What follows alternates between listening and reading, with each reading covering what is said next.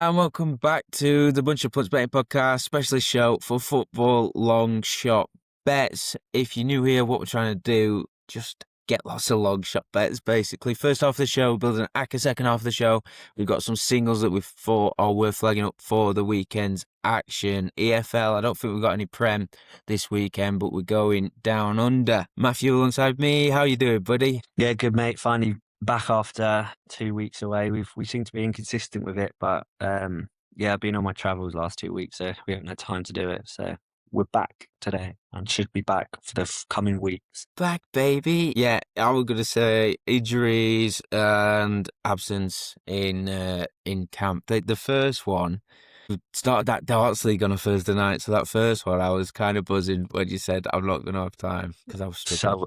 So because I've been in Birmingham all week because I had DMAs on the Sunday, then Villa away on the Wednesday. So I got back on the Thursday and was just wiped out for like a couple of days. I was so ill. Then I've been in Copenhagen and Edinburgh, so haven't had time. But yeah, back now. Yeah, we're back and we're gonna rattle through it. First half, then ACCA. We're still waiting. We're still waiting to get an ACCA up. A couple have gone close before we had the break. I don't think the last one we did went anywhere near. But what are we now? This will be about our 14th, I think. So hopefully we'll get it up off the ground. Usually about 30-1, to be fair. So that's what you got to expect. Anything in the Prem off the top of your head taking your fancy? Mainly Saturday. It will have to be Saturday, won't it? No, nothing. Straight into the Oh, champ. shit, late. Yeah, I've got to say I found the slate for the traditional markets pretty brutal this weekend. I don't know why, but nothing was standing out. In the champ, you've got a game you like, but it's an early kickoff. Do you want to just save that for a single, or do you think it's Yeah, I've got a angle I like.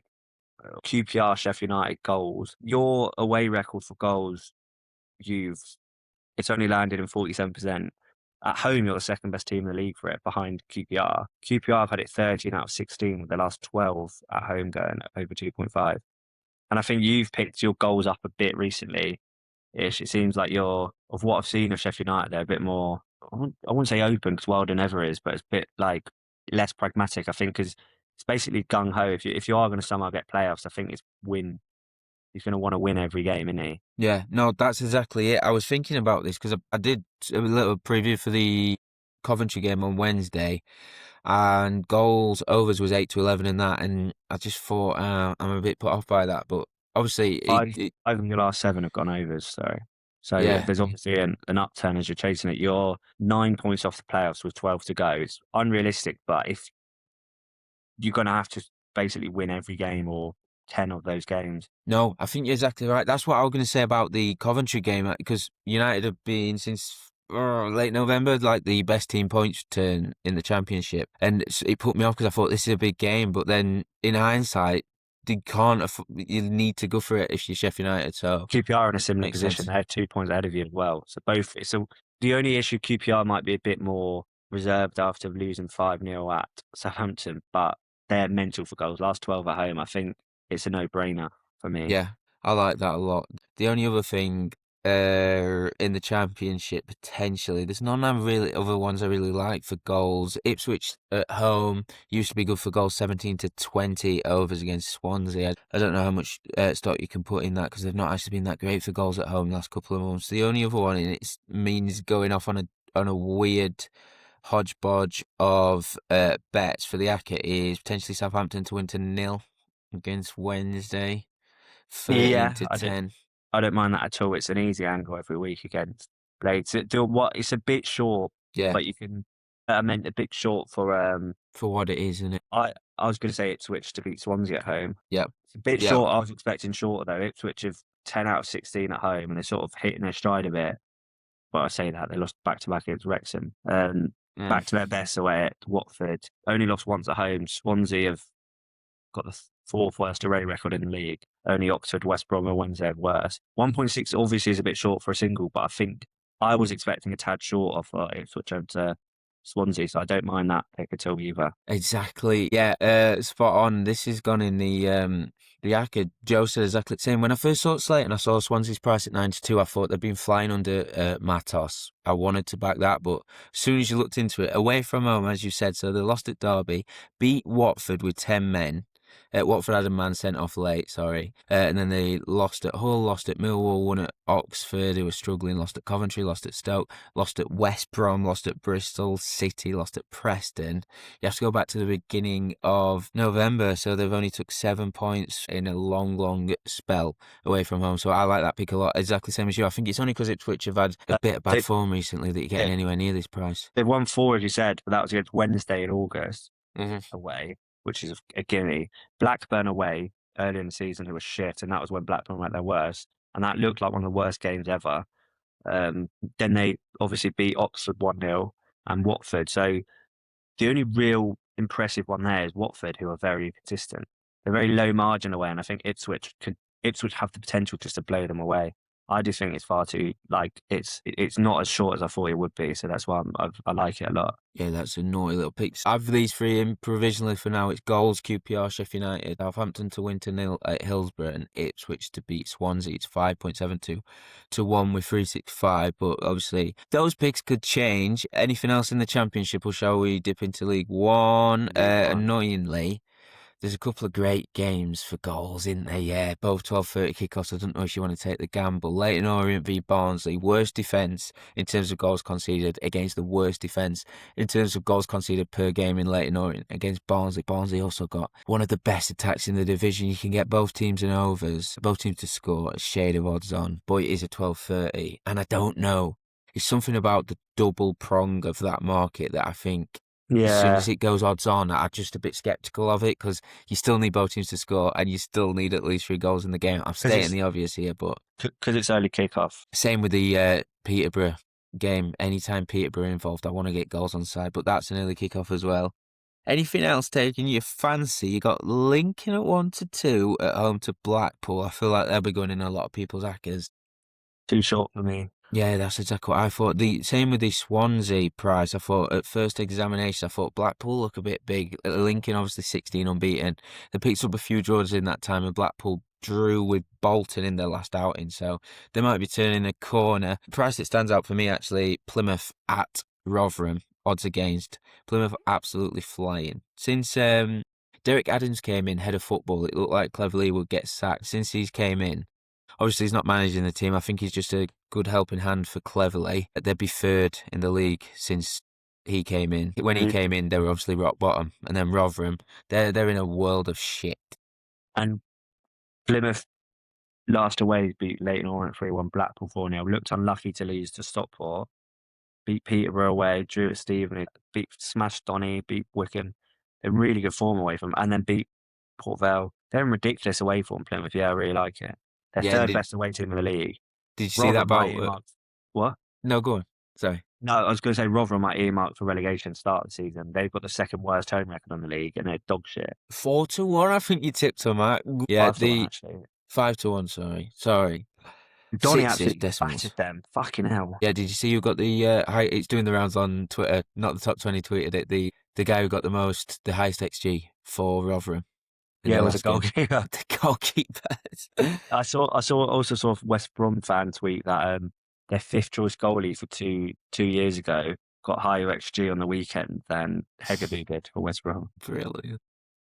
Yeah, I think it's a no-brainer. Plymouth. I didn't even spot that price. Yeah, I really like that. Yeah, it can easily slip under the radar, that one, because it's not a massive price when you look at the league table, but they're absolutely flying at the minute. So with that one, we're smidge under 13-1 with 365. Is there anything else in League One? No. Yeah, it's been tough. What about League Two? My initial thing that I was drawn to, Notts County 6-5, but Grimsby have been picking up a lot of points recently, and then I'm not touching that god awful league. I hate it. Bromley 8-11. They've been drawing a lot of games recently as well. What about Colchester 27-20 against Salford?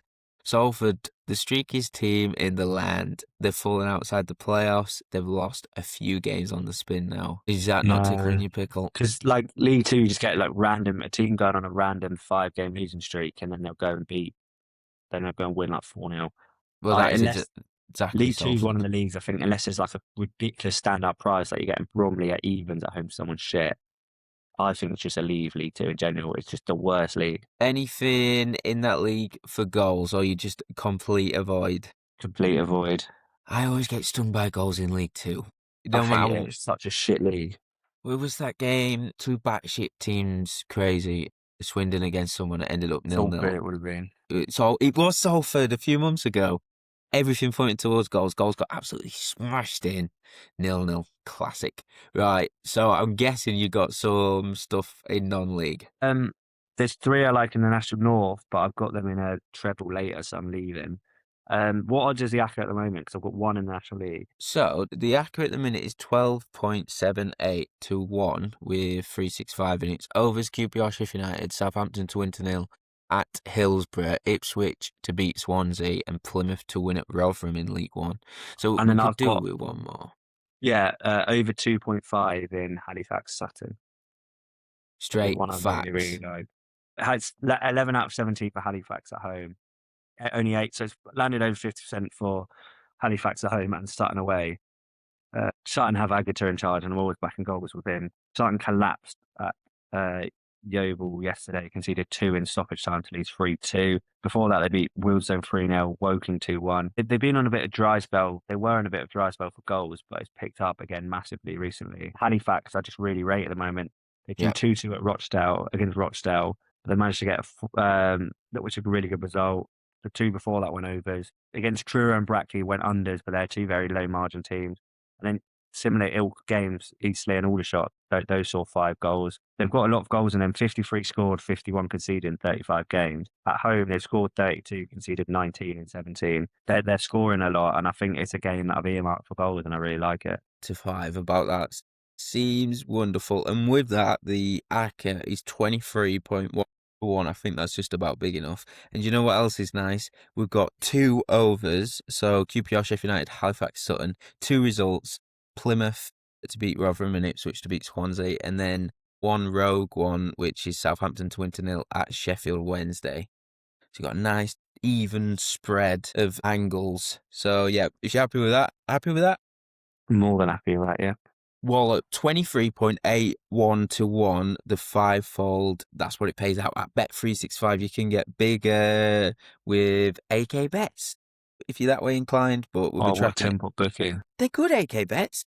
They're not. They're have you not seen that big Twitter debate? No, They like banned someone for taking a certain price. Their reason was like it was a stale price, you shouldn't have taken it, but they offered it. I hate that bookies can do that. If you offer the They're, price, they're you one of the should have worst to. for AK bets. People like them because they're quite like interactive on Twitter, but of what I'm not even bothering setting up an account with them. Yeah, I was only joking. I didn't set up an account with them. I just thought it'd be one of them. You set up an account, have a bet. That's it. Good night. Yeah. Good night after your first win. Right, so that's the 5-fold. I'll put the screenshot at the end of the show, but I've got a good feeling about that, and it's a nice price. So, into the singles. You've got some singles that you are buzzing to share. I'm buzzing to hear them. I can't wait to hear them. Where are you kicking off? I like Hull to win at 3.4 simply. I've just not convinced Pompey have enough goals in them. Bishop's only scored 2 all season. Hull have the 3rd best away record in the league. And it's one of them, they're prized like this because of the XG. Only Wednesday ranked worse for XG, but I think we're at the point where who gives a shit about XG? They're constantly outperforming it. Like, it's a similar one against Blackburn, wasn't it? Hull were a similar price against Blackburn and they won. And I just think, yeah, there's not much to say on it. Just 3.4 for the 3rd best away record in the league to win is a prize I'm always going to take. So I have a point on that. Yeah, it's there's a lot to like about it. What was the XG score in Hull's midweek game against Derby? Because that was nuts. Yeah, that's when it's just like, because we spoke about with XG with Hull, like they seem to score first a lot, so that skews the XG. But it was 2-2 up until the 75th minute where they scored. So Hull got 0.58 XG, Derby got 3.38, and it ended 4-2 to Hull. And it's just ridiculous. I don't know how, but they keep winning. They've obviously got a really good goalkeeper, clinical strikers. I think that plus them scoring first a lot of the time is a reason to take them on. But if you've got Joffrey and McBurney banging them in, yeah. So yeah, Hull at 3.4. Ignore the XG. Right, my first bet, early kickoff as well in the Championship, Derby v Blackburn, and it's a bet that ticks a couple of my punting checklist. The bet is Sammy Smodics to score a brace More on the single in a minute, but for now it's just the brace at 25-1.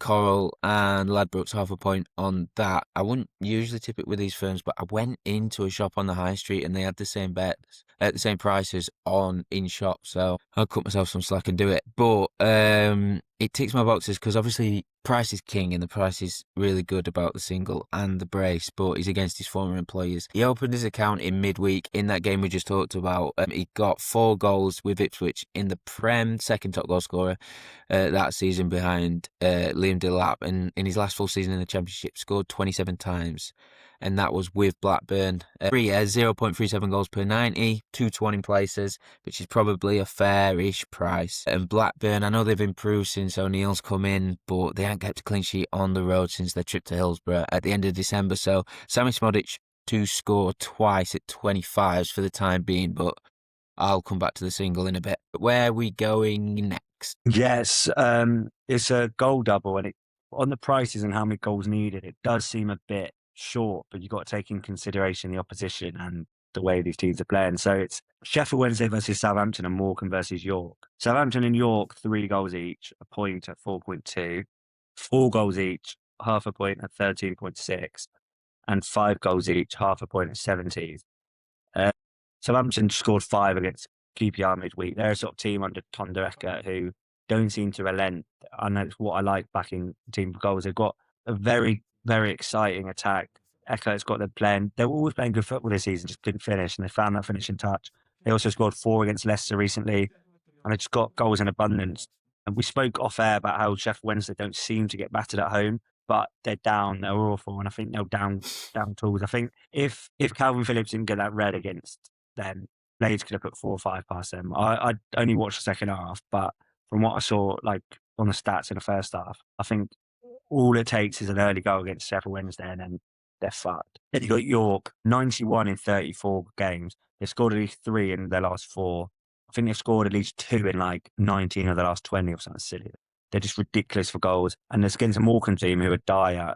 Picked up a bit under the return of Jim Bentley, but they conceded 4 against Gateshead, 5 against Southend, and 74 in total. York are another relentless team, and floodgates could open. I think they're going to want to. I don't think the goal difference will be an issue because it's. I don't know how up to date people are with non-league football, but this York Rochdale title race is going to be like similar to that of the County Wrexham, I think, or Barnet York last year. York have a 19 better goal difference than Rochdale, which is like an extra point. And I think they're going to want to make most of that and sort of really boost that. So yeah, Southampton and York should be scoring goals for fun. Beautiful. Next player for me is that game we spoke about in the Acca section. Leyton Orient Barnsley promises goals, and I think it makes most sense at the prices to side with Don Ballard. You can get him 9-1, 365 to score a brace, and I just think it's one of them you have to take. It makes more sense to me going for a goal scorer based on how the goals in this game is priced. He's got 16 this season, 1 off top of the shop in the 3rd tier, and he scored last weekend against Northampton, got an assist in that game as well, having previously gone 5 without a goal. In terms of getting back amongst the goals consistently, Barnsley are the ideal opposition. They're averaging 1.73 goals against per game. On the road, they've only kept 1 clean sheet all season. That came in the 2nd away game back in August. So 15 away trips since then. 15 away trips in total, and 9 opponents have scored 2 or more goals. All bar Peterborough have found the net against them. So going for Leyton Orient's main man just seems so simple. And you can back him at 9-1 to score a brace. Half a point on that. Half a point on the Sammy Smodic's brace as well. I don't think I said that. Yeah, boy. Where are we headed next? Yeah, I'm really excited about this bet. I've the seen one. Yeah, non-league goal scorers to me, it seemed to be quite profitable with Ginny Boyaba recently. We had Lip Up Fatty. We had, obviously, the OG of the podcast, Josh Stokes. So we've had some good ones, and this is one of my favourites. And it's Halifax versus Sutton. It's at 8. Ty Jennings to score 0.75 points and a brace at 101 quarter point. I don't watch loads of Sutton games, but I saw that he wasn't playing, and some fans were like, I don't know why he hasn't been playing. I don't know whether it's injury or just wasn't fancied, but he's central to everything they do going forward now. In the last 3 since he's been brought in, he's scored in all 3, playing very advanced, and it's not like it's unsustainable with just shit shots. He's having he's having a lot of shots and he's piling on the shots. And I think it's only a matter of time before he scores a brace. He went close to a brace last night. But he had 5 shots midweek versus Yeovil, 6 versus Wilson, 5 versus Woking. It's 0.35 goals per 90. But obviously earlier in the season, he was playing a bit deeper. Even with that 0.35 per 90, this price looks big. 3 and 3 with 15 shots in 3 is ridiculous. It's a game I aim up for goals, as I said earlier. I'm also having Jennings and Harris to score at 20 to 1, quarter of a point. Said what I said about Jennings, and Harris has 12 goals in his last 12.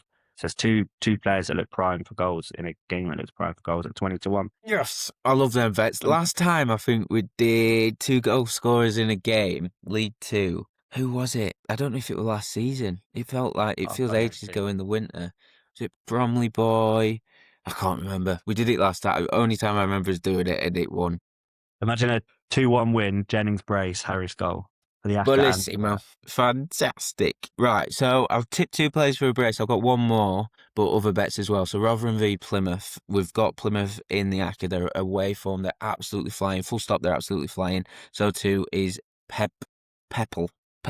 I always want to say Pebble. He stepped in when Talaj had he got sent off, and then I think he had an injury, so he missed a bit of football at the turn of the year. And Pepple really stepped up to the goal scoring mantle in Talaj's absence. So without Talaj, his last goal was against Burton. 7 games since then, before the pair started against Cardiff. Pepple netted 5 times. They both got a brace. Last weekend against Cardiff, there was in cup action in midweek. Talaj didn't play. Pepple played the whole game.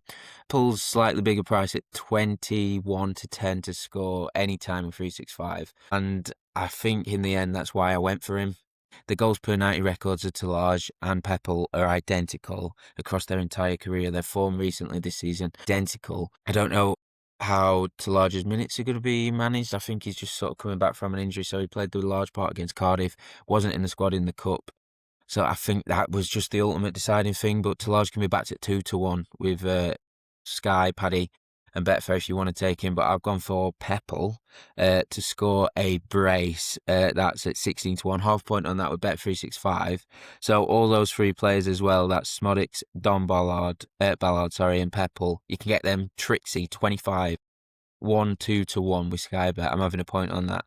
And then the same 3 players each to score braces. I've already backed them. There's singles, but the braces pay out at 3,229 to 1. That's half a point on that.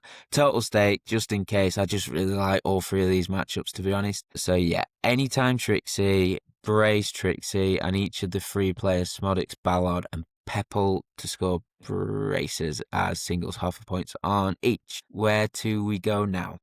Again, it's one that looks a bit short, but it's a fun one to track. We had one like a few shows ago, and it was 1 goal away. So I'm doing similar.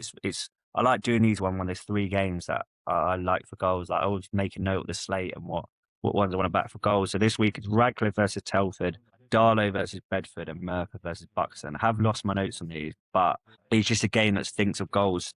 You've got Radcliffe, who are scored 63 and conceded 53 and 34, averaging 3.6 a game. Then you've got they're playing Telford, 65 goals, 46 conceded in 33, averaging 3.36 per game. You've got Darlow, I'll just do the maths here quickly, 47, by very well prepared, as you can tell.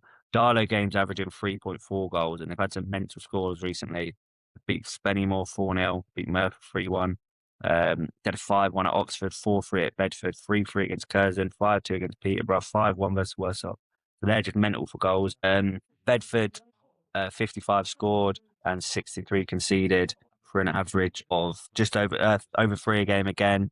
They've, in recent weeks, beat Peterborough 4-1, lost 7-1 at Merthyr, had a 2-2 at Curzon, 3-2 against Southport, 4-2 versus Kings Lynn, 4-3 against Darlington. Oh, is that? Oh, no, it's a different game. Oh, no, it is. The reverse was 4-3. Not that head-to-head matters, but that was a high-scoring game. Oh, seriously, what's Telford-Radcliffe head-to-head? Radcliffe-Telford head-to-head was 2-2, so that had goals as well. And then you got my favourite team in the world, Merthyr, who've had 79 goals and 60 conceded. They're absolute kidding nutcases. 39 goals in 35 games, an average of just shy of 4 a game. Yeah, Merthyr are just ridiculous for goals. And the reverse was a 2-1 win for Merthyr. We had both teams to score in both halves. With a few bets on this game for the pod. Buxton got an early red after 17 minutes, so it only ended 2-1. But this has real potential for goals as well. Buxton been really inconsistent with goals, but can be really, really good.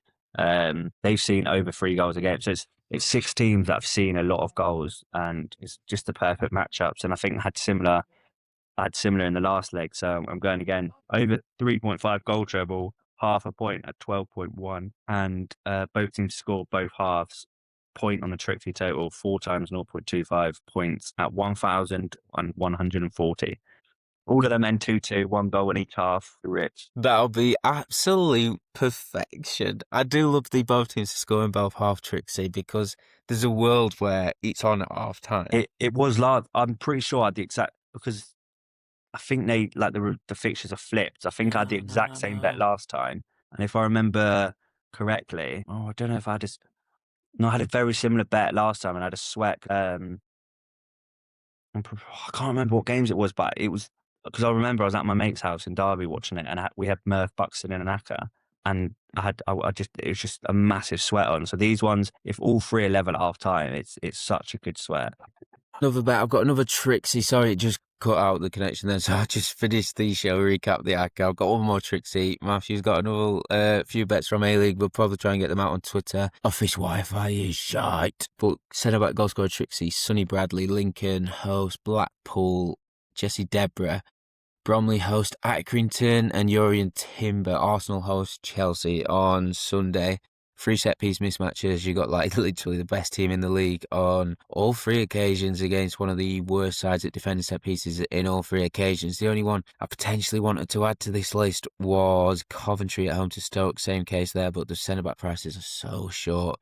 Same here with Bromley's main man and Arsenal's main man. So I've gone with the bigger prices, gone combine all 3 at 1,275 decimals, that is, with Sky Bet point total stake on those, hoping for 1 or 2 for a decent payout. Right, so to recap, I can't believe the fucking wife. Aka, 23.81 to 1 with Bet365. Overs in QPR, Sheffield United and Halifax Sutton. Plymouth to beat Rotherham, Ipswich to beat Swansea, and Southampton to win at Hillsborough 2-0. 23.81 to 1. That is with Bet365. I'll put the screenshot as ever at this point in the show as we recap. So if you go to YouTube, you'll be able to see them. The bets that Matthew didn't get a chance to say will also be on there, and we'll make sure we tweet them out closer to the time. Apologies, and hopefully we'll be back next weekend. Well, ahead of next weekend's action.